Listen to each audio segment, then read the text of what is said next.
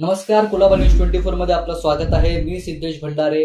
मुंबई महानगरपालिकेची निवडणूक म्हटली की अटीतटीचा संघर्ष, सत्तेचं समीकरण आणि फोडाफोडीचं राजकारण हे आलंच.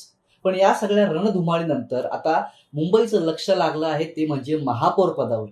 आणि आरक्षण सोडतीनंतर मुंबईचा महापौर ही एक महिला होणार हे देखील निश्चित झालेलं आहे. गेले काही दिवस चर्चा होती की हे पद अनुसूचित जमाती प्रवर्गासाठी आरक्षित होणार का, आणि जर असं झालं असतं तर उद्धव ठाकरेंच्या शिवसेनेकडे 2 नगरसेवक असल्याने त्यांचा फायदा झाला असता. पण चक्राकार पद्धतीच्या सोडतीने घाला घातलाय आणि मुंबईचा महापौर आता खुल्या प्रवर्गातील महिलेसाठी आरक्षित झालाय.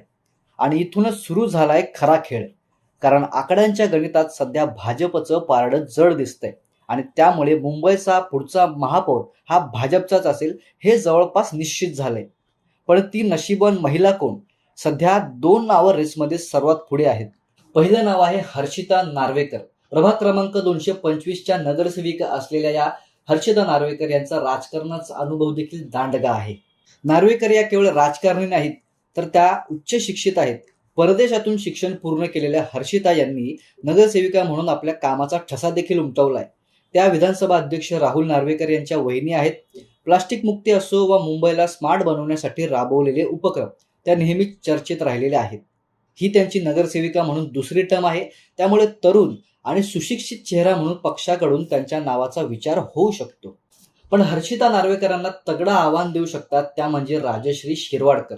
अनुभव की नवीन चेहरा असा प्रश्न आल्यास शिरवाडकर यांचं नाव आघाडीवर येतं. प्रभाग क्रमांक 172 मधून निवडून आलेल्या राजश्री शिरवाडकर या भाजपच्या अत्यंत ज्येष्ठ नगरसेविका आहेत. 2012, 2017 आणि आता 2026 अशी ही त्यांची तिसरी टर्म आहे. सायन माटुंगा परिसरातील आरोग्य सेवा असो किंवा तिथल्या पाण्याचा प्रश्न, त्यांनी तळागाळात काम केलंय. महापालिकेतला प्रदीर्घ अनुभव आणि मुख्य म्हणजे मराठी चेहरा म्हणून त्यांचं पारडं सध्या जड मानलं जाते.